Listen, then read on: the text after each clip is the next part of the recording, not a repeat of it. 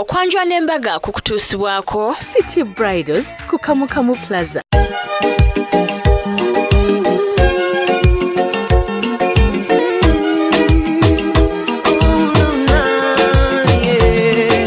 Ndaira sirimba lero bino binjogera bya kumoyo toboyo mtima gwange munda kwegukubira nze ne kuntujja omukwano lero njagala otegere nti wampamba wotoli serious nywa nze sebaka nyabo.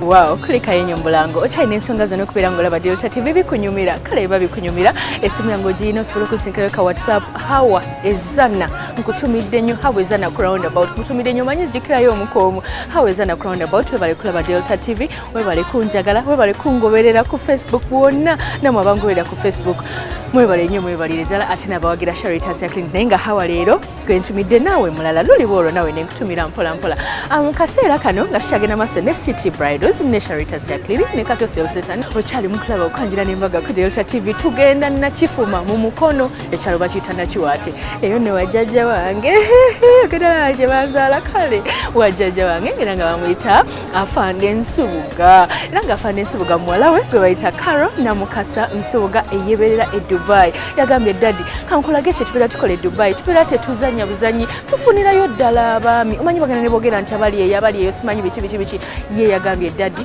leka nkolage ekiberayo bwatyo namuleetera munna Dubai munne naye teyaleese bano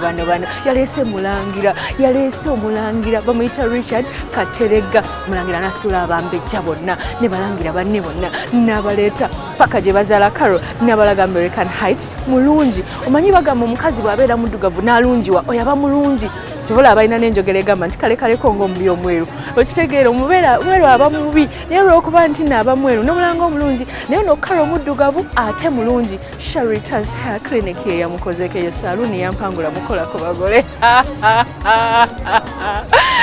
era nga twabaddewo nnyo ne tumukyusa hairstyles ne makeup bannange Karo webale kumpagira webale kwambala bulungi ate webale kuleeta mwami we mutegeragana omwami yatubulidde ensonga lwaki yageze na American Height ate ne Karo naye n'atubulira ebimuwanguza olwo n'atubulira n'engeri gye babeera balaba mu Delta TV ebweru Delta TV bekulagira emukologo n'ebweru buli omu abeera agulaba katulaba essanyu omukwano okwagalana obumu ebyabadde mu mukologo toba ku Delta TV tukole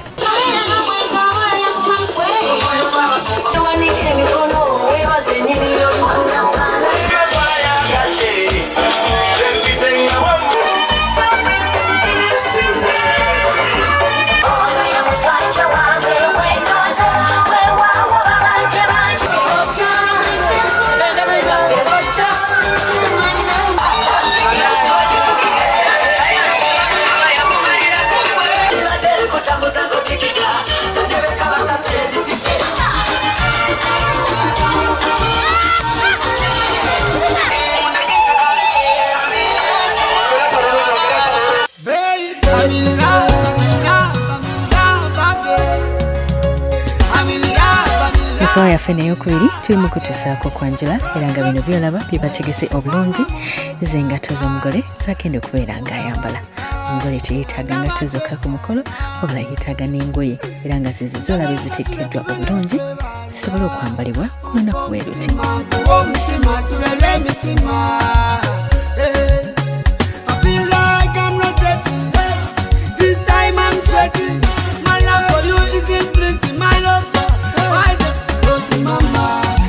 Ngamba ubojo mwana jangu noyo mwana alizala bana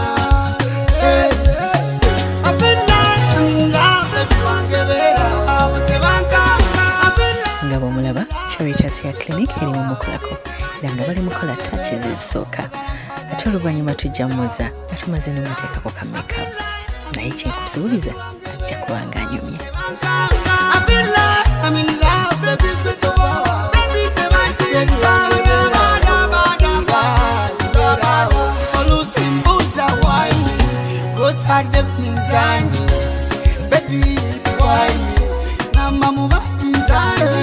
Munteekateeka ennungi eri ku mukolo ne kabuka muwala bamuleese dda era nga gw'olengera wansi awo abeeramu ebintu eby'enjawulo naddala fruits omugole omukyala nyawo omwami we.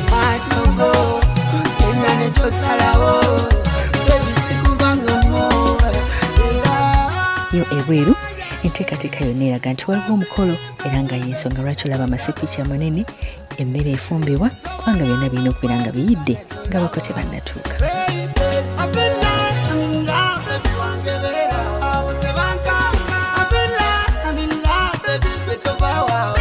Nakagwa abako tebagenda okusala singa taata abeera abakkiriza okuyingira.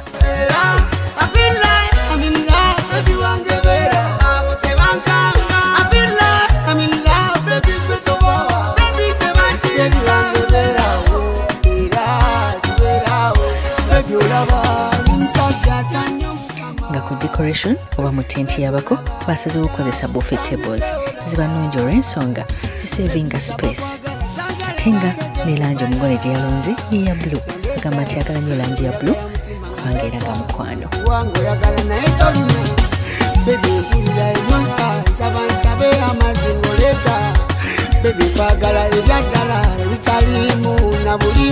Abako batuuse era nga bambalira eddala ekyambalo kyaffe wano eky'Abaganda. Abaami kye bambala, abaami bambadde ekkanzu ate abakyala ne bambala gomesi.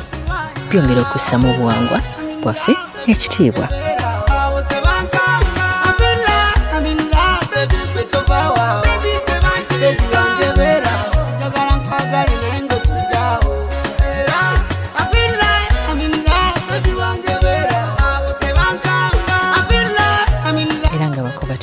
Nga bakulembeddwa ekita ekiggula luggi. Kino kyekikirizisa taata okubayingiza mu kidaala. Mu bumpimpi kyekita ekisooka anti ebita biba 3. Kiki olabuleka basajja ba Kabaka nga bajja wano bambadde batya obuuyi obwo? Taata kuliko abasajja ba Kabaka bambadde emireera mpulira ne kubako n'abazaana ba Kabaka nga bambadde obusuuti. Abo abagenyi be baffe ye taata w'omagaamaga bwoti waliwo gw'olaba nga alabika y'abakulembedde. Mwakitange nga ndina omujulizi ono kitange kizitaza kulaga enkokola. Kyogamba nina omwana omulenzi kitolo wamusembeese. Kitange wona atudde ku mutala kimenyerera kitange wonsibira saaki kitange akibiriza ayite musomoka atuuke namayuba kitange nga nkuta mu ttaana ab'obuuyi buno. Kolanga okusaba kwo bwe kuli.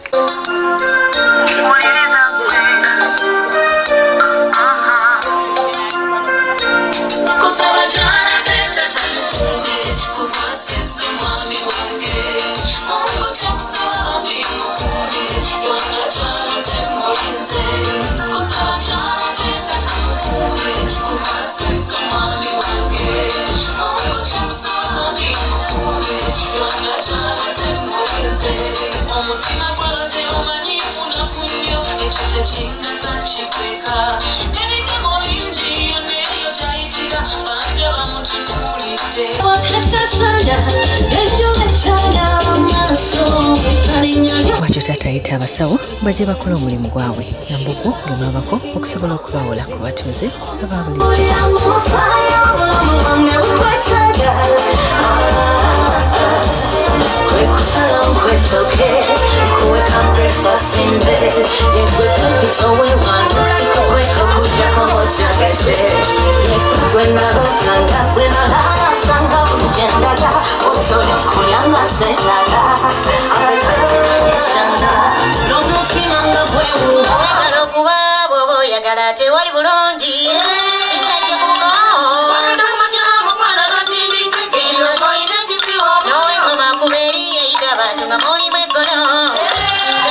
Mikolo bwegiti amazina gafa ag'ekiddansi tegalina kubulako era nga n'amazina wamu n'oluyimba olwabadde luyimbibwa babadde lulaga nti lwaniriza bako.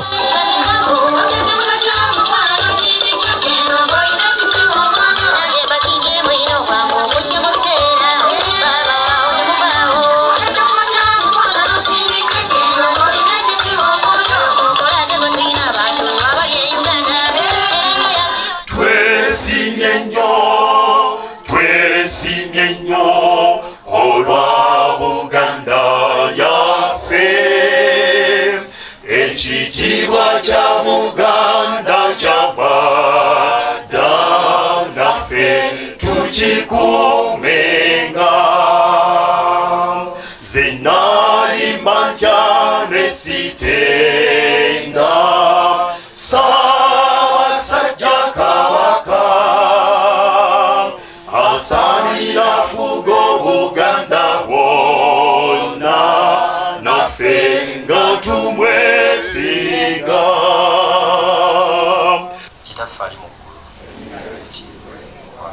ng'omukolo gwonna ogulimu eddiini batandise na ssaala ensonga lwaki kwatambudde era betugenda okukola bisobole okuwesa erinnya ly'ettendo n'ekitiibwa tukukwasa amaka gano ate n'abantu bonna abazze ku mukolo guno bawe omukisa ate n'abagole baffe batuuse ne ku saakalamento ery'amatrimonio byonna tubisale nga tuyita mu kristo mukama waffe.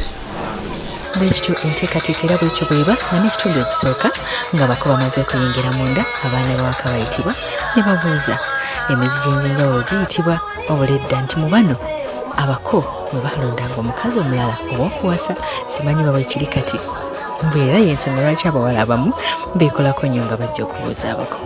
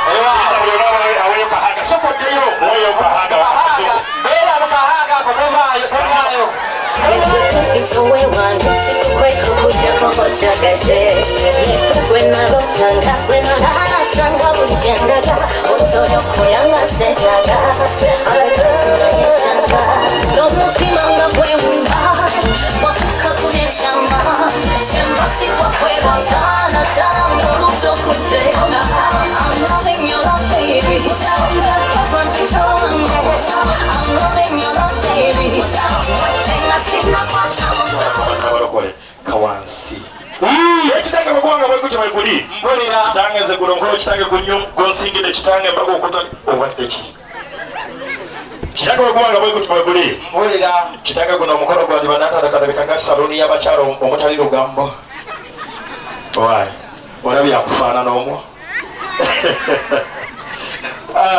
kitange kiriza dijjatere yakadinda kubanga mulenzi bw'oba onosasula ng'ateekayo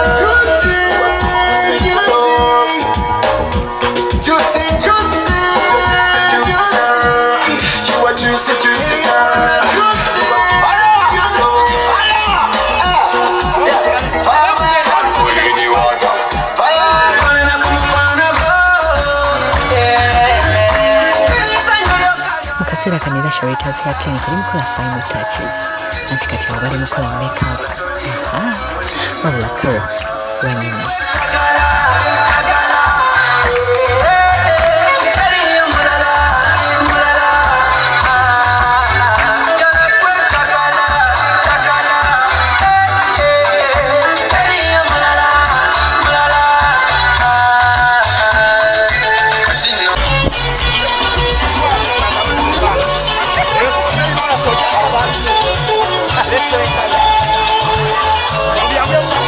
Let's go.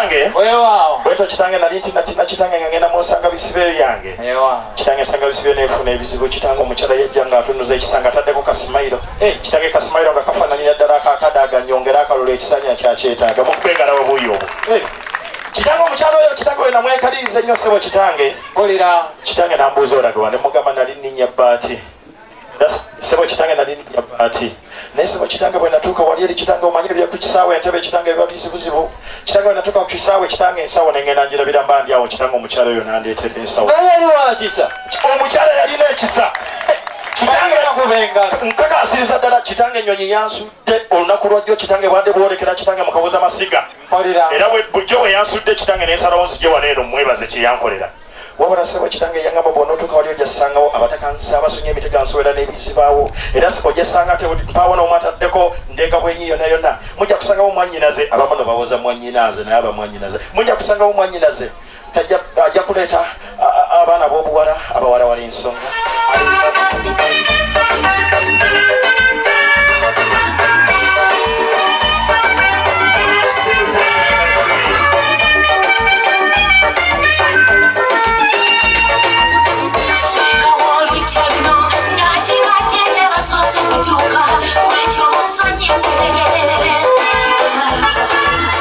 abaana nga baweddeyo ate singa aleetebwa singa yakomekkereza ekitundu ekisooka eky'omukolo otyo singa yazze n'atulaga omugole omwami wabula n'amutwala mu nnyumba okusobola okukola kye bayita okutta ekyama tujja kuwera 10 afterwards tusooka abantu 6